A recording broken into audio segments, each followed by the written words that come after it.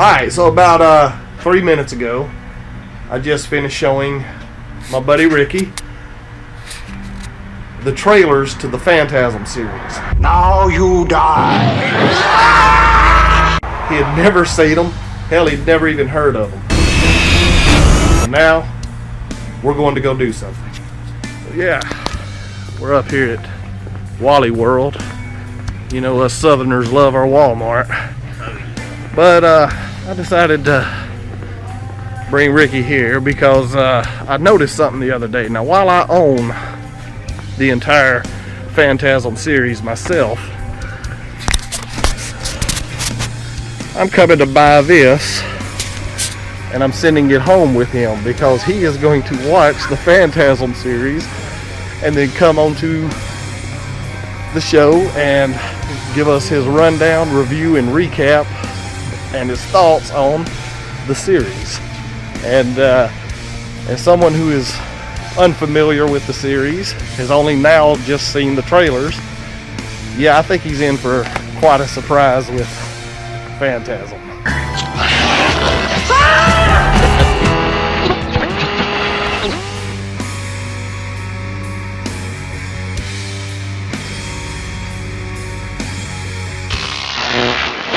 One of the biggest joys any film buff can experience is being able to share his love for a film with somebody who is unfamiliar with it. That's why I was excited when I found out my buddy Ricky had never heard of Phantasm.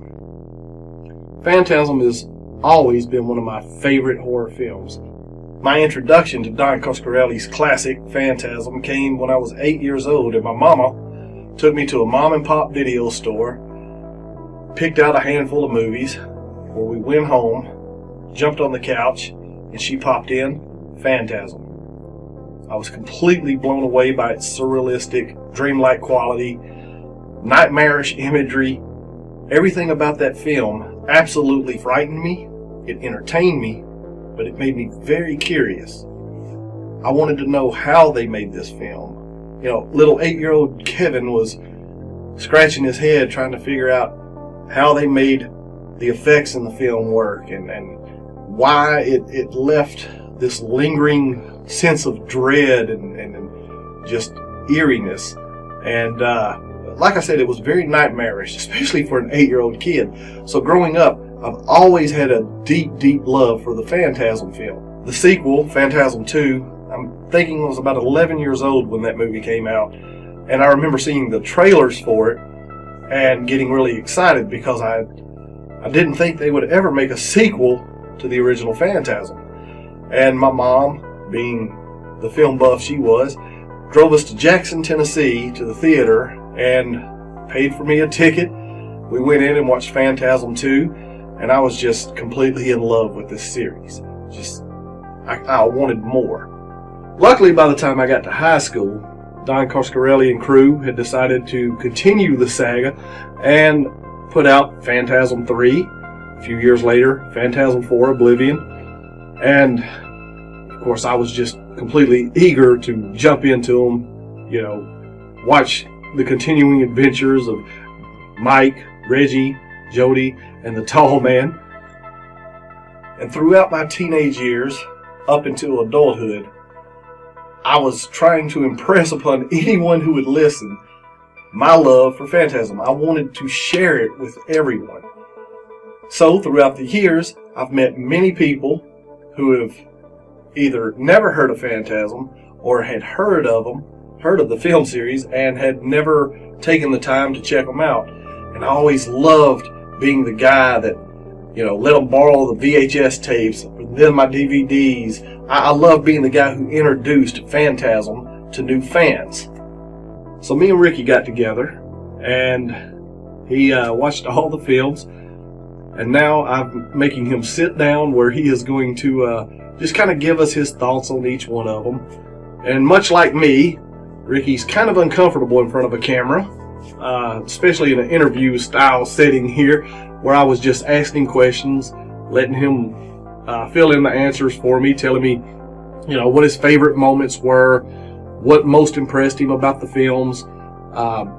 if he enjoyed them. I asked him to rate them, so there's a rating for each of the film, a ranking for each of the films, and then at the end, I asked him what he thought about the whole series. What's up, guys? Ricky Powell. My review on the Phantasm 1 is that my take on it was, as far as production, directing, stuff like that, it all looked good for me for that era. I really loved the Sentinels. They were awesome. And tall man, he really fit that part. Just seeing how close Mike and Jody were, just reminded me of my childhood, so really liked that. But just figuring out, just how Phantasm was, like what was it in that first movie, really blew my mind. Just seeing how you have friends that would, pretty much do anything for each other.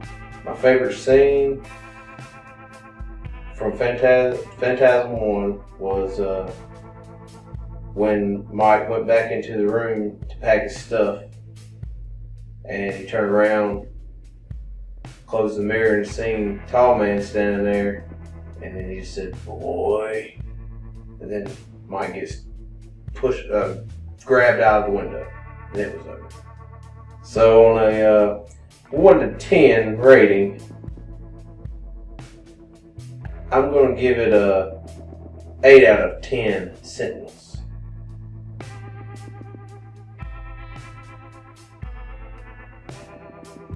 Phantasm 2 had a bigger budget. The only thing I did not like throughout the whole movie was they took Mike out and put a name star from the era, from that time period in there. It didn't take away from the movie, but to me, it kind of took away from, my relationship I built with Mike in the first movie.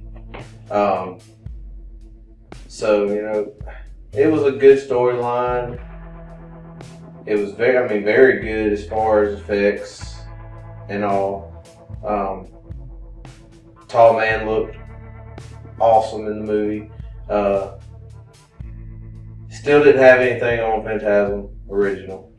So my favorite scene from Phantasm 2 was when Tall Man was standing with the priest and just looked at his necklace. The necklace wrapped around his neck and pulled him up in the ceiling. That was good effects. Phantasm 2 rating, 1 to 10. I know it was a higher budget movie, but it really threw me off with the original Mike not being in it. I'm going to give it a 6 out of 10 Sentinels.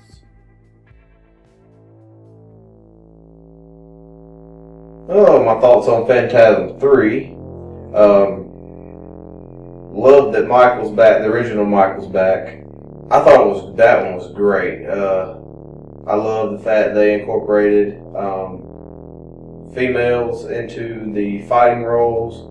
Love the nunchucks. Really liked that Tim, the little boy, he was badass. Tim was like a demented version of Kevin from Home Alone. He could shoot a gun and he was on point. He saved Reggie's ass many times.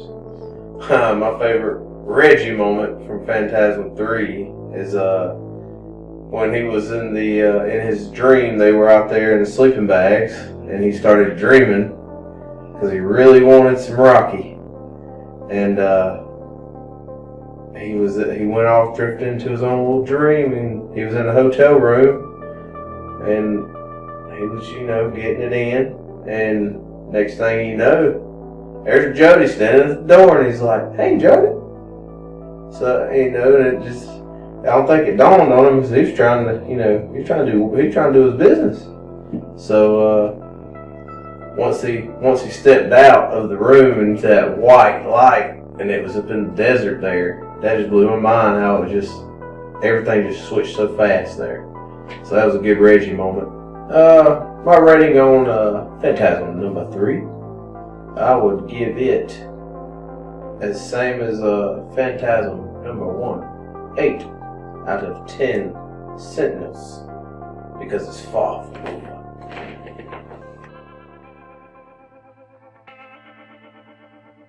Phantasm 4, my thoughts on it. It was lower budget, of course. It was really good. It picked up right where it left off. Tall man, still doing his thing. He's trying to go through the towns and, take everybody down. Mike is trying to figure himself out. He's got the Sentinel on his head. Reggie's still trying to find him. So yeah, you get to see where Tall Man came from. He was a scientist by the name of Jebediah Morningside, as Morningside Mortuaries, and he shows where he first built his little time travel beams. Mike got to see all that as he was traveling in and out, and talked to him, and just wondered how could somebody that nice turn into something that bad. And my rating on the movie, I mean, again, it's just broadening out the story, further, trying to understand.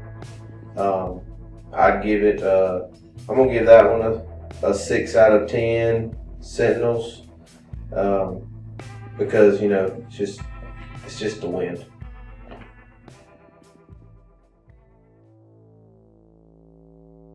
Alright, I'm going to give you my take on Phantasm Ravager. Super low budget. You could tell it by the camera. I mean, how it was filmed, where it was filmed, but it told a lot of the story of, what was real, what's not real. Still confused you a little bit, trying to figure out, which reality was the reality it was supposed to be in. Basically, you have Reggie. He's coming back out. He's still on the search for Mike. He's very loyal, wants to get him back. He keeps drifting in and out of a nursing home, and then back into him searching for Mike. And then he finds Mike in a different realm where they're battling the Tall Man, and he's done took over the world. Has huge sentinels. I mean, he's cutting things down. I mean, he's tearing up everything, but like I said, it just keeps jumping back to the nursing home. So Reggie doesn't know, he can't grasp that if what's real and what's not real anymore. So he's just going with the flow, just trying to get the trio back together. I believe, my thoughts is that Reggie, it was all in his mind. He was in the nursing home. Jody and Mike was there with him as he passed, and they were all three together in his alternate dimension. But I think it's just something that the dementia or something, just it created a dream, something to pass the time being in a nursing home. Because in the past movies, I thought it was Mike's dream, but again, what do we know that what's real and what's not real in movies sometimes. My favorite moment in Phantasm Ravager was when Reggie woke up from his little night slumber after writing the song for Dawn upstairs. He goes upstairs to find that she has a sentinel tied to it, drill in her head. And then in his other reality, he finds her again, but her name is Jen. So he's like, it blows his mind. So that's where it really threw me for a loop, because you could tell something was wrong then, that it was in his imagination, it was his dream he was living. That was my favorite part, just seeing those, how everything intertwined. Now I'm gonna rate, being that it took so long, to get it finished for us Phantasm lovers out there. I'm gonna rate that one at a 7 out of 10 Sentinels. Just because it really did close up the gap on questions throughout the other series. Alright, so now we'll do my thoughts of the whole series altogether, being that I just literally, not less than a week, found out about the movie. To me, it's literally on my top 5 horror movies now. My horror series. It's up there with Halloween. I mean, it's really a good film, good story. I would recommend any horror fans out there to see Phantasm. Put it on your bucket list. It's really good. Again, each movie was, low budget except for Phantasm 2.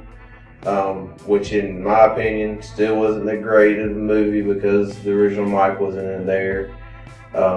Overall, once we got back the original cast, Mike back, everything, it just started to seem like it was just smooth sailing from there.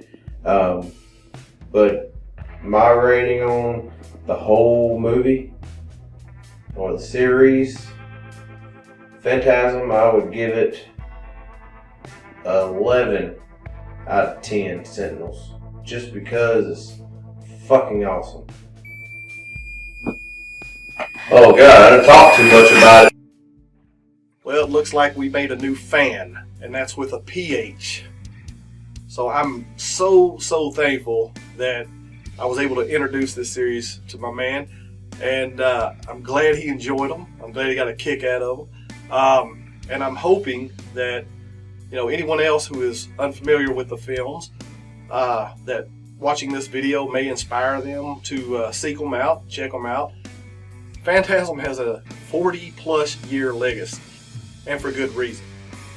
It is an incredible film, but more so, it's an incredible film series.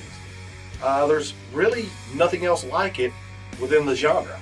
So, if you haven't seen it, seen the original, seen any of the sequels, I'd highly encourage you to seek them out. Many of them are available on streaming. Of course, they're all available with physical media, DVDs, Blu-rays. But yeah, just seek out Phantasm and see what you have been missing.